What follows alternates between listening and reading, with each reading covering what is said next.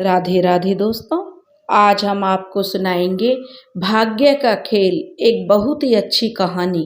अगर आप हमारे चैनल पर नए हैं तो प्लीज़ हमारे चैनल को लाइक करें, सब्सक्राइब करें और शेयर करें। बहुत समय पहले की बात है। एक गांव में एक गरीब विधवा औरत रहती थी। उसका नाम पारो था। उसका एक ही बेटा था। वह बहुत ही गरीब थी। इतनी गरीब थी कि उसके घर में 4 बर्तन भी ढंग के नहीं थे। उसका बेटा अभी छोटा था। पारो ने बड़े प्यार से अपने बेटे का नाम नसीब सिंह रखा था, मगर वह इतना बदनसीब था कि उसके पैदा होने के कुछ समय बाद ही एक बीमारी की वजह से उसके पिता की मृत्यु हो गई। पारो बेचारी लोगों के घरों में चौका बर्तन करके अपने बेटे को पाल रही थी। उसे पक्का विश्वास था कि नसीब सिंह बड़ा होकर उसके सारे कष्ट दूर कर देगा और उसका बुढ़ापा चैन से गुजर जाएगा। इसी आस में पारो दिन रात मेहनत करके अपने बेटे को पाल रही थी। एक नसीब सिंह था जो छोटा था किंतु समझदार बहुत था। संयम और धीरज की उसमें कमी नहीं थी। किसी भी बात को गहराई तक जानने और समझने की उसमें बहुत ज्यादा उत्सुकता रहती थी। वह हर बात को जानने की कोशिश करता था। एक दिन नसीब सिंह ने अपनी माँ से पूछा, माँ, हम इतने गरीब क्यों हैं? तब उसकी माँ ने बहुत ही दुखी स्वर में कहा, बेटा, यह तो ईश्वर की मर्जी और हमारी किस्मत की बात है। मगर नसीब सिंह अपनी माँ का यह उत्तर पाकर संतुष्ट नहीं हुआ था। वह बोला, माँ, ईश्वर की ऐसी मर्जी क्यों है कि हम इतने गरीब हैं? तो अब पारो उसे क्या उत्तर देती। वह कहने लगी, बेटा, यह तो ईश्वर ही जाने। नसीब सिंह कहने लगा, माँ, अगर ईश्वर ही जाने तो ठीक है, मैं ईश्वर से ही पूछ कर रहूँगा कि हम इतने गरीब क्यों हैं। बताओ माँ, मुझे ईश्वर कहाँ मिलेगा? पारो तो वैसे ही बहुत परेशान रहती थी और उसकी बातों से वह उकता गई कि उसका बेटा बार बार उसे कहने लगा कि मैं ईश्वर से जरूर पूछूंगा। इससे पारो जो थोड़ी झुंझलाहट में बोली कि वह कहाँ मिलेगा बेटा, वह तो जंगलों में रहता है, लेकिन तुम वहाँ मत जाना। अब नसीब सिंह के दिल में एक ही बात बैठ गई कि वह भगवान को ढूंढेगा और उनसे पूछेगा कि हे प्रभु, आखिर हम इतने गरीब क्यों हैं। अब एक दिन की बात है। नसीब सिंह जंगल की ओर चल दिया। जंगल भी बहुत घना और भयानक था। चलते चलते नसीब सिंह बुरी तरह से थक गया, मगर भगवान की परछाई तक उसे दिखाई नहीं दी थी। इसलिए वह थक हार कर एक पत्थर की शिला पर जा बैठा और सोचने लगा कि भगवान तो यहाँ कहीं नहीं है, आखिर हमारी गरीबी कैसे दूर हो। तभी संयोग से उसी समय मृत्यु लोक पर भ्रमण करते हुए भगवान शिव और माता पार्वती उधर ही आ रहे थे। उन्होंने उस शिला पर बैठे हुए बच्चे को देखा तो उन्हें बड़ा ही अचंभा हुआ कि यह छोटा सा बालक इस बीहड़ जंगल में बैठा हुआ क्या कर रहा है।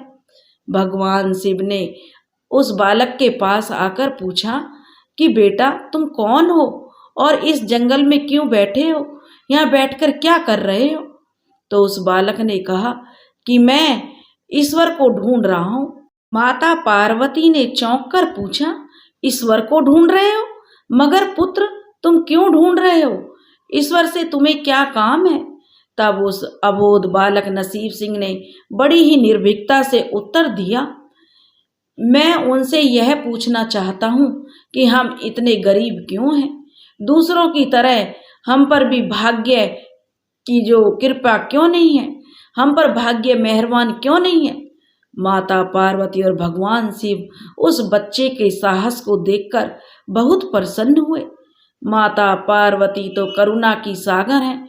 उन्हें तो उस बच्चे पर बड़ी दया आई और वो भगवान शिव से बोले, प्रभु, इस बालक की कुछ तो मदद कीजिए। भगवान शिव ने कहा, पार्वती, हम कुछ नहीं कर सकते। माता पार्वती कहने लगी, क्यों प्रभु, इसके भाग्य में क्या यही लिखा है? तब भगवान शिव कहने लगे कि देखो पार्वती, भाग्य देवता के लेख के अनुसार इसे ऐसा ही जीवन भोगना पड़ेगा। अब तो यह सुनकर माता पार्वती हठ करने लगी। नहीं नहीं स्वामी, आपको इस बालक की कुछ तो मदद करनी होगी। भगवान शिव कहने लगे, देवी पार्वती जिद ना करो, यदि हम उसे कुछ दे भी देंगे तो वह भी उसके पास नहीं रुकेगा। इसे वैसा ही जीवन जीने दो जैसा भाग्य देव चाहते हैं। अब माता पार्वती कहने लगी, नहीं प्रभु, इसकी गरीबी को दूर करने के लिए आपको इस पर कृपा करनी ही होगी। जब माता पार्वती जिद करने लगी तो भगवान भोले शंकर ने उस बच्चे को एक हार दे दिया। हार लेकर नसीब सिंह बहुत ही खुश हुआ और खुशी खुशी अपने घर को चल दिया। माता पार्वती इस बात से खुश थी कि उन्होंने एक छोटे से बच्चे की मदद की है और अब उसके दिन सुख से कटेंगे। लेकिन त्रिकालदर्शी भोलेनाथ सब जानते थे कि यह हार उसके पास रहेगा ही नहीं। रास्ते में चलते चलते नसीब सिंह के पेट में अचानक दर्द उठा और वह सोच के लिए इधर उधर देखने लगा। उसने भगवान शिव का दिया हार एक पत्थर की शिला पर रख दिया और झाड़ियों के पीछे चला गया। तभी एक चील कहीं से उड़ती हुई आई और उस हार को उठा कर ले गई। नसीब सिंह चिल्लाया, अरे मेरा हार! वह सब कुछ भूलकर चील के पीछे भागा, मगर वह कब तक चील का पीछा करता और कैसे उसे पकड़ता। एक आध बार पत्थर उठाकर भी उसने चील को मारने की कोशिश की, किंतु चील अधिक ऊंचाई पर थी और कुछ ही पलों में चील उसकी नजरों से ओझल हो गई। अब तो नसीब सिंह बड़ा दुखी हुआ और रोते रोते अपने घर की ओर चल दिया। घर पहुंचकर उसकी माँ ने पूछा कि नसीब सिंह बेटा क्या बात है, तुम क्यों रो रहे हो? तो नसीब सिंह ने रोते हुए अपनी माँ को सारी बात बताई, मगर पारो उसकी बात पर बिल्कुल भी विश्वास नहीं कर रही थी। ना ही उसे विश्वास था कि उसका बेटा सच बोल रहा है। उसकी बात सुनकर उसकी माँ थोड़ी उदास जरूर हो गई, लेकिन नसीब सिंह अपनी माँ को उदास देखकर बिल्कुल भी दुखी नहीं हुआ और उसने मन ही मन निर्णय ले लिया कि वह कल फिर वहीं जाएगा और भगवान शिव माता पार्वती को अपनी व्यवस्था बताएगा। उस बच्चे का विश्वास था कि भगवान शिव उस चील को अवश्य दंड देंगे। उधर कैलाश पर्वत पर बैठे हुए भगवान शिव माता पार्वती से कहने लगे, देखो देवी, उस बच्चे के पास कल वाला हार भी नहीं रहा। उसे एक चील ले उड़ी और दूसरा हार पाने और उस चील को दंड दिलवाने की इच्छा लिए वह लड़का आज फिर उस जंगल में आया है। माता पार्वती ने फिर भगवान शिव से प्रार्थना की कि हे प्रभु, आप चाहें तो चील को दंड दें या ना दें, किंतु इस बच्चे की सहायता जरूर करें, इसकी निर्धनता दूर करें प्रभु। हम अब कुछ नहीं दे सकते देवी। भगवान शिव कहने लगे, तुम जिद मत करो देवी, यदि तुम जिद करती हो और हट पकड़े रहोगी तो हम स्वयं ब्रह्मदेव से कहते हैं, वही इस बालक की अब सहायता करेंगे। यह कहकर भगवान शिव ने ब्रह्मा जी को बुलवाया और सारी बात बताकर ब्रह्मा जी से आग्रह किया कि हे ब्रह्मदेव, आप ही इस बालक की कुछ मदद करें। तब ब्रह्मा जी ने बालक को हीरे की एक अंगूठी दे दी। लड़के ने अंगूठी जेब में रखी और खुशी खुशी अपने घर की ओर चल दिया।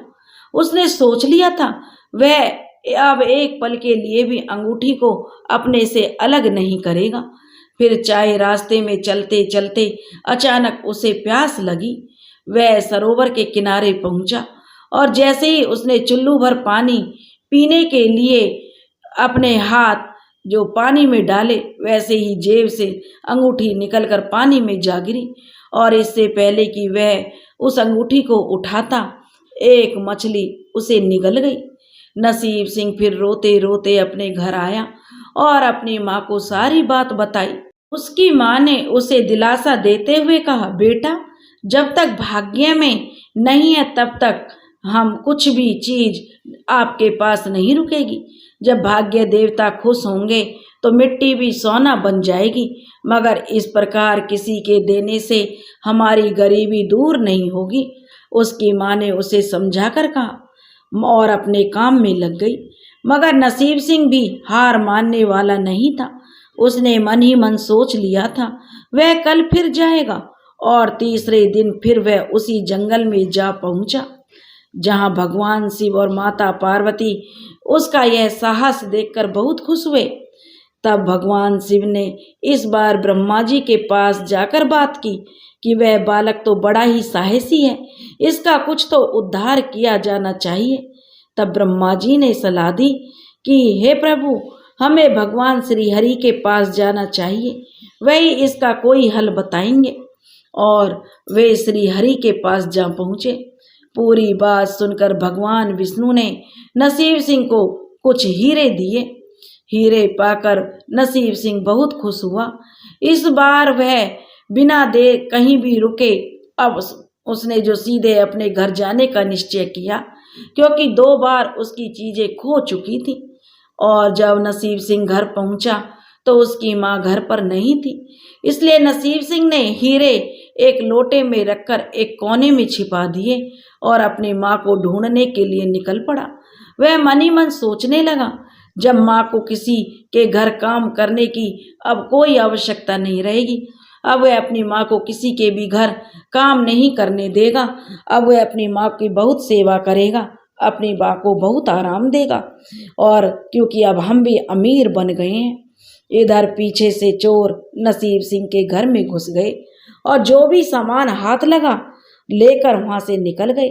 उस सामान में वह लोटा भी था जिसमें हीरे थे। जब नसीब सिंह अपनी माँ को वापस लेकर घर आया तो देखा कि हीरे गायब थे। इतना ही नहीं, घर का दूसरा सामान भी गायब था। अब तो उसकी माँ को नसीब सिंह पर बहुत गुस्सा आया। वह बोली, क्यों रे, मुझे नई नई कहानियां रोज सुनाकर पागल बनाता जा रहा है।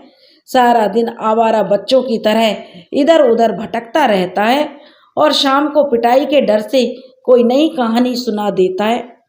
माँ की डांट सुनकर जो बच्चा रोने लगा, वह तो केवल इतना ही जानता था कि जो कुछ भी उसने अपनी माँ को बताया है वह बिल्कुल सच था।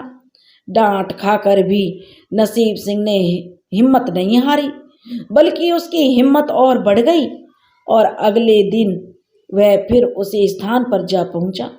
बालक को आया देखकर भगवान भोले शंकर सोचने लगे कि इस पर इतनी मुसीबतें पड़ी हैं, लेकिन इस बच्चे ने हिम्मत नहीं हारी।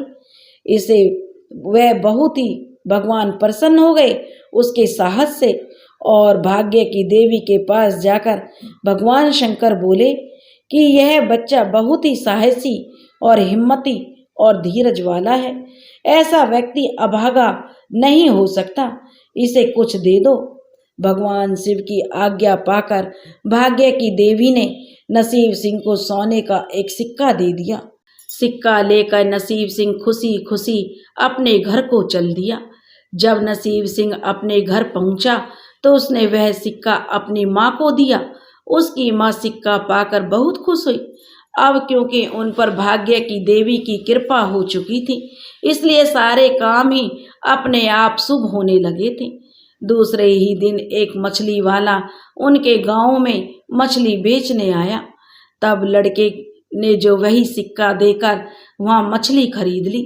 जब उस नसीब सिंह की माँ ने मछली का पेट चीरा तो वही अंगूठी मछली के पेट से निकली जो ब्रह्मदेव ने उसे दी थी और जो उसकी जेब से तालाब में गिर गई थी। माँ ने अंगूठी संभाल कर रख ली और नसीब सिंह से बोली, जा बेटा, जंगल से थोड़ी लकड़ियाँ ले आ, आज घर में ईंधन बिल्कुल नहीं है। नसीब सिंह कुल्हाड़ी लेकर जंगल की ओर चल पड़ा। वह वहां जाकर जिस पेड़ पर लकड़ी काटने के लिए चढ़ा, वहां उसी चील का घोंसला था जो उसका हार उठा कर ले गई थी। लड़के ने देखा कि चील कहीं आसपास नहीं थी। नसीब सिंह ने वह हार जो उसके घोंसले में चमक रहा था, तो नसीब सिंह उसी डाली पर पहुंचा कि यह यहाँ क्या चमक रहा है। उसने देखा तो यह तो वही हार था। तो नसीब सिंह ने वह हार उठा लिया और जो भी थोड़ी बहुत लकड़ियां पेड़ के आसपास पड़ी हुई थी वही उठाकर घर की ओर चल दिया। घर पहुंचकर माँ हार को देखकर बहुत खुश हुई। अब तो देखते ही देखते उनके दिन बदल गए और वे अब उनके घर में किसी चीज का अभाव नहीं रहा।